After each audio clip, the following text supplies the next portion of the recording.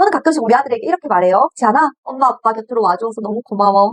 3억 마리의 정자 중에서 네가 1등 해줘서 얼마나 고마운지 몰라. 고마워. 2등이라도 했으면 엄마 아빠도 못 만났을 거잖아.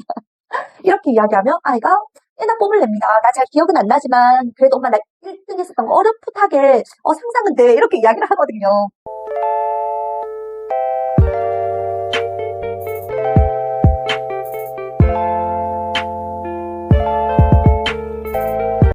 반갑습니다. 방구르기니가 간다. 방구르입니다. 잘 지내셨나요? 오늘 이 시간에는 우리 부모가 은연중에 우리 아이들에게 주는 메시지가 우리 아이들의 삶에 얼마나 큰 영향을 미치는지에 대해서 함께 이야기를 나눠보려고 해요. 무슨 말일까요? 오늘도 재밌는 사례로 들려드릴게요. 유아교육을 20년 넘게 전공하고 있는 제 입장에서 최악의 전래동화 속 부모의 유형을 뽑아주세요 하면 저는 맘서림 없이 이 사람을 말합니다. 콩쥐팥집 동화 속의 새엄마도 아니고요. 홍길동전에 아버지를 아버지라 부를 수 없는 그분도 아니에요. 저는 신봉사를 뽑습니다. 신봉사 누구예요? 신청이 아빠. 신청이 아빠예요. 최악의 캐릭터예요. 무슨 말이에요? 효녀 신청이라고 하면 부모를 위해서 효를 몸소 실천한 너무나 아름다웠던 이야기로 기억하는데 그렇게 훌륭한 아이를 키운 아버지가 왜 최악이라는 거죠? 이런 질문 하실 수 있어요. 그런데 우리 21세기로 다시 재해석 한번 해보자고요. 신청이 약간 어떤 캐릭터예요? 고작 공양미 300석에 임신매매단에게 자신의 생명을 내다 바치는 캐릭터인 거예요. 생명의 소중함에 대한 인식도 없고요. 나의 인권이나 가치 따위도 없어요. 그저 아빠에게 좋은 딸의 포지션만 가지고 있는 아이인 거예요. 신봉사는 어때요? 자신의 안구 매수를 위해서 자신의 딸을 인신매매단에게 팔아 넘기는 극악무도한 막장 속의 아버지 같은 느낌 들지 않으시나요? 그렇게 하면 안 되죠. 지금 신청이는 인권과 자존감이 없는 상태입니다. 왜냐하면 아버지가 그리고 동네 사람들이 보내는 메시지 속에 자신의 역할 포지션을 만들어버렸기 때문이에요. 우리 신청이 어린 시절 한번 볼까요? 은연중에 이런 일은 있지 않았을까요? 신청아, 이 애비는 너만 아니었다면 너희 엄마를 따라서 갔을지도 모르겠어. 그런데 나는 너를 키워내기 위해서 젖동량을 해가면서 이렇게 희생해가면서 너를 키웠어가 언어적으로든 비언어적으로든 신청이에게 전해졌을 가능성이 높다는 거예요.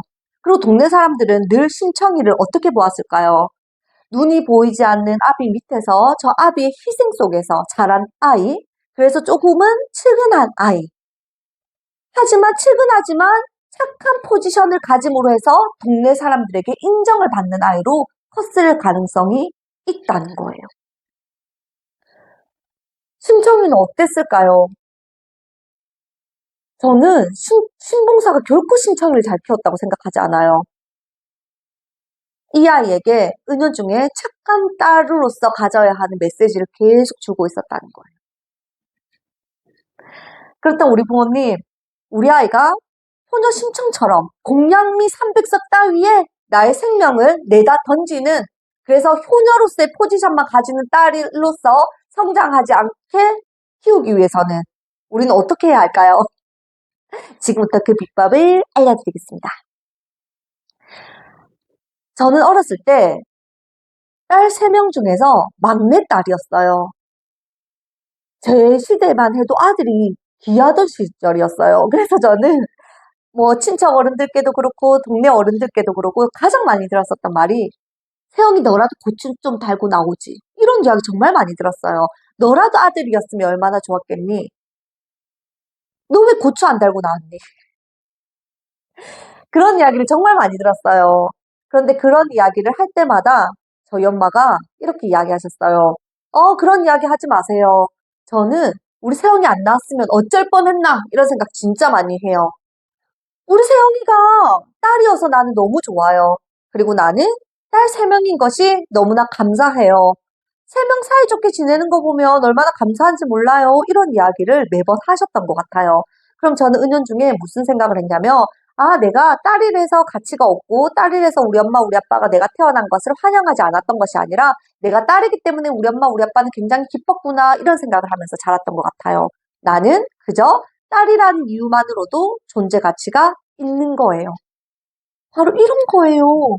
어떤 역할 포지션을 잘 해냈기 때문에 내가 가치 있는 사람, 내가 의미 있는 사람이 되는 것이 아니라 그냥 그 존재 자체로 칭찬받고 격려받고 응원받는 거. 바로 영유아 시기에 꼭 만들어져 있고 확립되어야 되는 발달 단계입니다. 제가 곱슬머리가 정말 심하거든요. 지금도 마찬가지예요. 매직 스트레이트만으로는 되지 않아서 매직 스트레이트를 한 머리 위에다가 고데기로 이렇게 머리를 풀어야 돼요. 너무 고달픕니다. 곱슬머리가 아니신 분들은 저희들의 고충을 몰라요. 정말 인생이 참 많이 불편합니다. 다양한 머리 스타일도 못해요. 뭐 예쁜 건 좀 포기하고 살아야 되겠죠. 그런데 어린 시절에 저는 늘 이런 이야기를 듣고 자랐어요. 우리 세영이 머리카락은 100만 불짜리 머리카락. 저희 엄마가 사기치신 거죠. 제 머리카락 보고 그 꼬불꼬불한 머리 보고 우리 세영이는 평생 파마 안 해도 되겠다. 이렇게 천년 파마를 가지고 태어난 우리 세영이 머리카락은 100만 불짜리 머리카락이야. 엄마 머리카락이랑 바꾸자. 참고로 저희 엄마는 숱도 정말 많으시고 정말 좋은 비단결 같은 머리결을 가지고 계세요. 그런데 저희 엄마가 맨날 엄마 머리카락이랑 제 머리카락이랑 바꾸자고 하시는 거예요. 그래서 저는 생머리인 사람들을 보면 그 사람들은 좀 안 됐다. 평생 파마하는데 돈을 써야 되네. 그런데 나는 평생 파마하는데 돈 쓸 필요가 없어. 나는 천년 머리카락 파마 머리를 가졌거든. 이런 생각을 하면서 자랐던 것 같아요. 그런데 초등학교 4학년 때 전학을 가게 되었습니다. 그런데 전학을 간 첫날 어떤 여자친구 3명이 저에게 와서 이렇게 말하는 거예요. 너희 엄마는 너 임신했을 때 매일 라면만 먹었나 봐. 그래서 네 머리카락이 그렇게 꼬불꼬불한 거니? 이렇게 말하는 거예요. 그때 제가 이 친구들이 나를 왜 이렇게 놀리지? 하면서 자존감이 떨어지거나 슬프거나 놀림 당했다는 생각이 드는 게 아니라 어떤 생각이 들었냐면 어? 이 친구들이 왜 나의 100만 불짜리 머리카락을 부러워하지 않지? 이런 생각이 들었던 것 같아요. 아, 제대로 제가 저희 엄마한테 사기를 당한 거죠. 제가 얼마 전에 이런 영상의 강의를 올린 적이 있어요. 우리 아이들이 산 꼭대기에서 이 세상에서 내가 제일 잘났다 하는 나르시시즘을 충분히 누리고 나면 기꺼이 내려와야 되는 시기를 만나게 된다라는 강의를 들려드린 적이 있어요. 그 초등학교 4학년이 내가 세상에서 제일 예쁘고 제일 멋진 머리카락을 가진지 알았던 제 삶에서 내려오는 계기가 되었던 순간이었던 것 같습니다. 그때 저는 알게 되었어요. 아, 곱슬머리라는 건 매력적인 머리카락도 아니고 다른 사람이 부러워하는 머리카락도 아닐 뿐더러 앞으로 살아가는데 참 많이 고달프고 불편한 삶이 될 수도 있겠구나 라는 생각을 했었던 것 같아요. 그런데 그 시기가 저는 초등학교 4학년이기를 참 다행이라는 생각이 들어요. 왜냐하면 너무 일찍 그 사실을 알아버렸다면 저는 곱슬머리를 가진 제 자신이 싫었을 것 같아요. 남과 비교해서 나는 보잘것없다라는 잘못된 자아관을 형성했을 수도 있을 것 같아요. 하지만 초등학교 4학년 때까지 저희 엄마의 사기에 의해서 거짓말에 의해서 저는 제가 꽤나 근사한 사람이라는 메시지를 받으면서 자랐습니다. 그래서 초등학교 4학년 때 내려올 수밖에 없는 나의 현실을 만나게 되었지만 그때 저는 이미 자아가 단단하게 형성된 상태였다는 거죠.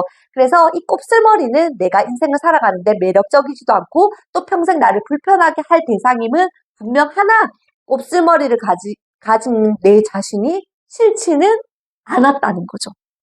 이게 바로 우리 부모가 우리 아이들에게 전달하는 메시지라는 거예요. 부모님, 이 시기 때 특히 영유아 시기 미취학 전에 우리 아이들에게는 절대적인 칭찬이 참 중요해요. 절대적인 칭찬, 어떤 칭찬이냐? 나의 존재 가치로서 그저 칭찬받는 거예요. 어떤 게 있어요? 태어나주어서 고마워. 우리 곁으로 와주어서 고마워. 이렇게 잘 웃어주어서 고마워. 엄마, 아빠 옆에 있어주어서 고마워. 이 아이가 어떤 부모에게 잘 보이기 위한 행동을 하지 않았음에도 그 존재 자체로 칭찬받는 경험이 켜켜이 쌓여야 한다는 거예요. 우리가 나중에 싹을 틔우고 묘목이 되고 그리고 큰 나무가 되기 위해서는 땅이 어때야 돼요? 비옥해야죠. 좋은 영양분을 많이 가진 땅이어야지 큰 나무로 성장시킬 수 있고 거기서 열매를 맺어 나가요. 그런데 흙이 자양분이 없어요. 그런데 씨앗 심기에만 바쁜 거예요. 그러면 이 씨앗은 큰 나무로 성장할 수 없습니다.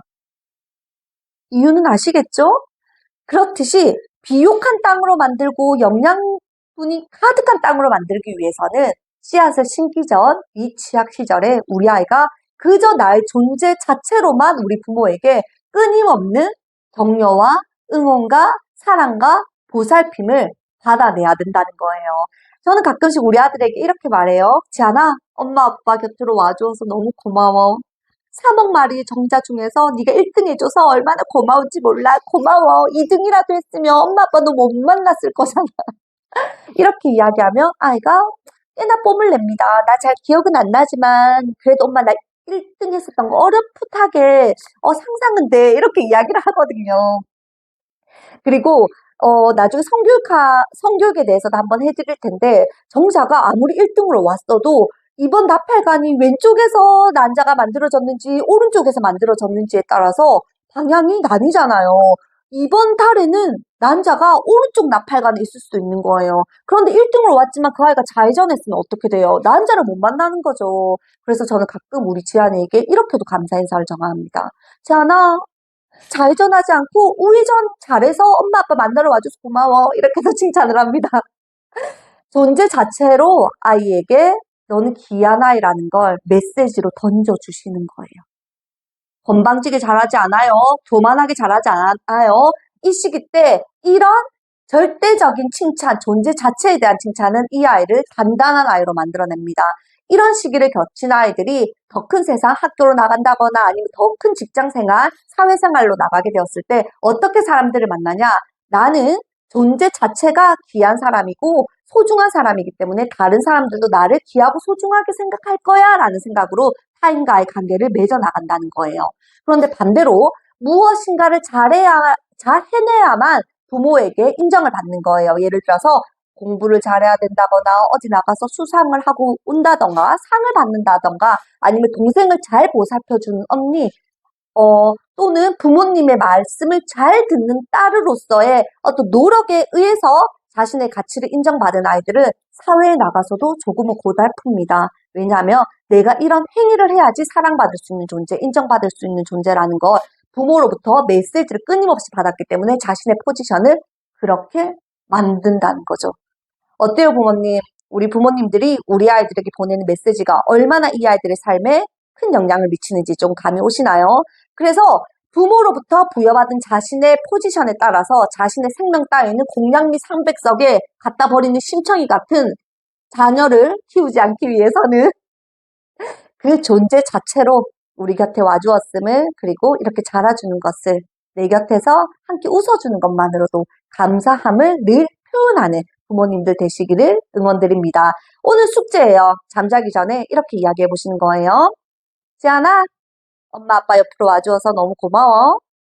우리 아이로 이렇게 태어나줘서 너무 고마워. 너무 감사하다. 이렇게 이야기해 주시는 거예요.